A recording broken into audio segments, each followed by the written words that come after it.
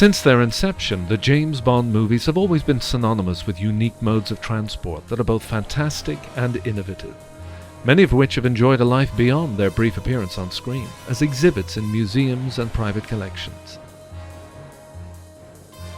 Iconic Bond vehicles such as the gadget-laden Aston Martin DB5 from Goldfinger,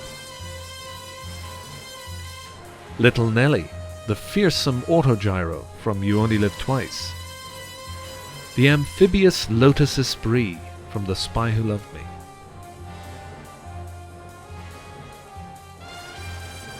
and the Q-Boat from The World Is Not Enough. These are just a few that reside now in glory as treasured exhibits. In the 1965 movie Thunderball, the deadly harpoon-firing atomic bomb-carrying submarine was an equally iconic Bond vehicle. However, its eventual fate proved to be far less distinguished. The concept of a bomb-sled sub originated in Ian Fleming's novel of Thunderball way back in 1961. It was present from the first drafts of the movie script in 1964. And early in pre-production, Sir Ken Adam, the legendary Bond designer, produced many concept drawings for the sub. I just designed them, and I thought nobody could ever realize these designs and that they weren't practical. And we found this expert on mini submarines in Miami, Jordan Klein, and he said, no, we can build that. Klein said he could construct a practical working submarine on Adam's designs, but it would cost $36,000 to be precise, equivalent to over $270,000 in today's money. However, money was never an obstacle when it came to producing a Bond movie, so the sub was commissioned, and eventually, after toiling day and night, Klein delivered the impressive craft to the production base at Nassau in the Bahamas on schedule. It was 18 foot long, weighed 3,880 pounds, had negative buoyancy, and was powered by a central 4 horsepower and 2 outer 2.5 horsepower electric motors, each reversible so the sub could turn on its own length. Operating down to depths of 100 feet, the battery-powered motors ran at 750 RPM and had a top speed of 4.5 knots submerged. It also had 6 guns mounted in front that fired 4-foot-long spears on compressed air. It was truly a craft worthy of a James Bond movie.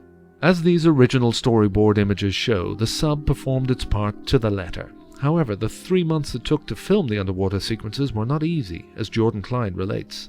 We'd go out and put all the equipment in the water in the morning. In one instance, we started at 8 o'clock in the morning, and we changed tanks underwater, and myself and another person didn't come up until after 6, changing tanks underwater and shooting, changing cameras, changing film. And at that point, I was running the bomb carrier, so I just stayed there. So it was arduous, and when you got up to the surface in the evening, you were pretty bad off. A couple of times I got violently sick, and they thought I wasn't going to be worked the next day, and at 4 o'clock in the morning, they pound on your door and say, come on, let's go. So you go. All of Jordan's efforts were worth it in the end, however, making an invaluable contribution to the unique look of the movie.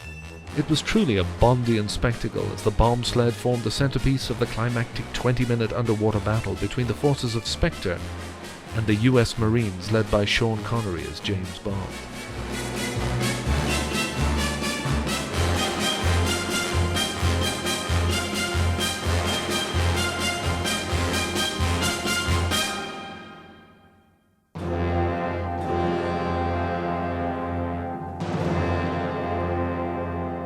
Once it had completed its long shooting schedule, the bomb sled took on a new role.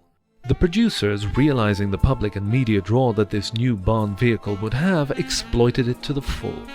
It was used extensively on promotional tours around the world. Appeared as a range of children's toys in the toy shops that Christmas, and featured prominently in the promotional artwork for the movie. It became one of the enduring images of Thunderball, which itself became the highest-grossing movie of that time, and the only Bond film in the series to win the Oscar for special effects, primarily due to the underwater sequences. After all this sterling work, the bomb sled should have enjoyed a well-deserved retirement on permanent display in some museum or other. This, however, was not to be. Following its many promotional tours for Thunderball, it was eventually delivered here to the Bahamian estate of Thunderball's maverick co-producer Kevin McClory. and it was here that the sub was destined to end its days. McClory was an enigmatic character who had a taste for the finer things in life, including underwater exploration and aquatic gadgetry. And the thought of keeping the sub may have seemed like fun at the time, but his interest must have waned. Because the once deadly flagship of the Spectre underwater fleet, this $270,000 unique piece of cinema history, was carelessly abandoned and forgotten in an overgrown area of waste ground outside the gates of McClory's estate, and allowed to collapse and decay into just so much rotting fiberglass. These few last known images, taken in 1987, show the sad demise of this iconic prop.